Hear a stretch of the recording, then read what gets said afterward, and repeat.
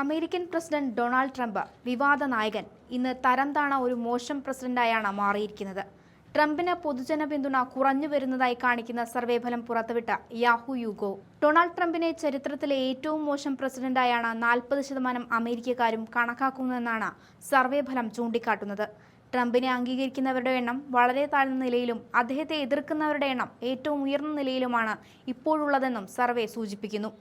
താങ്ങാനാവാത്ത സാമ്പത്തിക പ്രതിസന്ധി, കുടിയേറ്റക്കാർക്കെതിരായ അക്രമം, അധികാരമേറ്റതു മുതൽ ഉണ്ടായിട്ടുള്ള അതിക്രമങ്ങൾ എന്നിവയെല്ലാം വലിയ വിമർശനത്തിന് ഇടയാക്കിയെന്നാണ് റിപ്പോർട്ട്. മൂന്നിലൊരാൾക്ക് മാത്രമാണ് ട്രംപിനോട് അനുകൂല നിലപാടുള്ളത്. 12% പേർ അദ്ദേഹത്തെ മികച്ചവനായി കണക്കാക്കുന്നു. 21% പേർ ശരാശരിയേക്കാൾ മികച്ചവനായി കണക്കാക്കുന്നതായും സർവേ ഫലം വ്യക്തമാക്കുന്നുണ്ട്. ട്രംപിന്റെ ഭരണകാലം തുടങ്ങിയപ്പോൾ കാനഡ, മെക്സിക്കോ എന്നിവിടങ്ങളിൽ നിന്ന് അമേരിക്കയിലെത്തുന്ന ഉൽപ്പന്നങ്ങൾക്ക് 25% അധിക തീരുവയാണ് ട്രംപ് ഭരണകൂടം ചുമത്താൻ തീരുമാനിച്ചത്. കുടിയേറ്റക്കാരെ സ്വീകരിക്കാത്തതിന് കൊളംബിയയ്ക്ക് മേൽ നേരത്തെ 25% തീരുവ ചുമത്തിയിരുന്നു. ഇതിന് പിന്നാലെയാണ് കാനഡയ്ക്കും മെക്സിക്കോയ്ക്കും പണി കിട്ടിയത്. അമേരിക്കയുടെ സാമ്പത്തിക സ്ഥിതി മെച്ചപ്പെടുത്താനും ചില രാജ്യങ്ങളുമായുള്ള അധിക കമ്മി കുറയ്ക്കാനുമാണ് തീരുവകളും നികുതിയും വർദ്ധിപ്പിക്കുക എന്നത് ട്രംപിന്റെ പ്രഖ്യാപിത നിലപാടായിരുന്നു. ഇതിന്റെ ഭാഗമായാണ് അയൽ രാജ്യങ്ങളിൽ നിന്നുള്ള ഇറക്കുമതിക്ക് തീരുവ വർദ്ധിപ്പിച്ചത്. അമേരിക്കയുടെ വലിയ വാണിജ്യ പങ്കാളികളാണ് കാനഡയും മെക്സിക്കോയും ചൈനയും. ഈ 3 രാജ്യങ്ങളിൽ നിന്നുമായി വാഹനങ്ങൾ, ഇലക്ട്രോണിക് ഉൽപ്പന്നങ്ങൾ, മരുന്നുകൾ, മരം, സ്റ്റീൽ ഉൽപ്പന്നങ്ങൾ തുടങ്ങി ആയിരക്കണക്കിന് ഉൽപ്പന്നങ്ങൾ അമേരിക്കയിലേക്ക് എത്തുന്നുണ്ട്.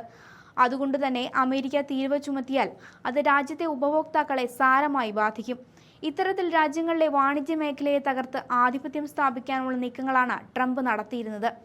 മൊത്തത്തിൽ നോക്കിയാൽ 53% അമേരിക്കക്കാർക്ക് ട്രംപിനെ ഏറ്റവും വിജയകരമല്ലാത്ത പ്രസിഡന്റുമാരിൽ ഒരാളായാണ് കണക്കാക്കപ്പെടുന്നത്. വർദ്ധിച്ചു വരുന്ന വിമർശനങ്ങളും താഴ്ന്ന സപ്പോർട്ട് റേറ്റിംഗും ട്രംപിനെയും അദ്ദേഹത്തിന്റെ അനുയായികളെയും പരിഭ്രാന്തരാക്കുന്നുണ്ട് എന്നാണ് നിരീക്ഷകർ സൂചിപ്പിക്കുന്നത്.